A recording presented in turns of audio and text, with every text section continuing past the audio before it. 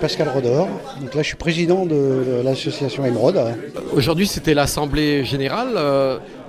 Quels sont vos membres et quels sont vos objectifs pour cette association? Actuellement on a à peu près 56 membres actifs.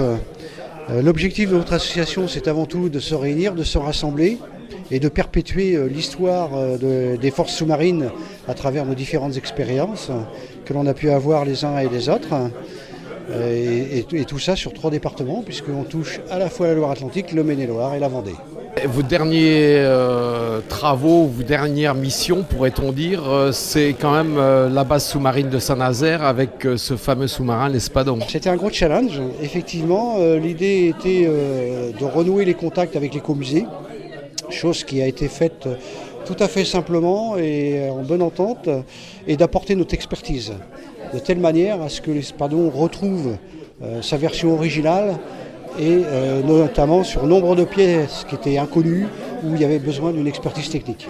Vous avez des membres de votre association qui ont navigué sur cet Espadon. Voilà, c'est ça, c'est le cas de notre webmaster qui a d'ailleurs fait la mission sous les glaces notamment, mais c'est le cas aussi de nombre d'experts de chez nous qu'on a nommés spécialement pour la remise à niveau de ce magnifique navire. Et ils ont contribué également à la visite de cet Espadon lors des journées du patrimoine. Absolument, donc il y a eu des équipes qui ont été faites et qui ont tourné pour accueillir nombre de visiteurs et d'anciens aussi, et ce qui a permis d'avoir une restitution plus vraie par des sous-mariniers que effectivement une bande-son qui est très bien au demeurant, mais probablement incomplète.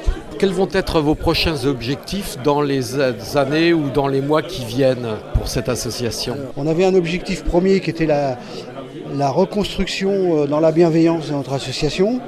Le second objectif qui me vient aujourd'hui, c'est d'organiser le congrès national, probablement en 2026, puisque les dates sont très prisées actuellement et probablement sur la région de Saint-Nazaire. Autour de vous, les membres, c'est tous des sous-mariniers?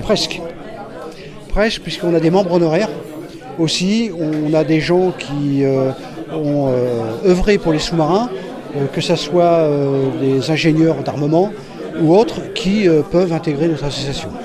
Et c'est le recueil un petit peu de toutes ces histoires qui sont importantes pour vous? Effectivement, puisqu'on a vu que l'histoire des sous-marins qui commence dans les années 1900-1919, sur les sous-marins avec des ponts en bois, en passant par les classiques, les nucléaires et aujourd'hui sur les barracudas, on n'a pas vécu la même marine.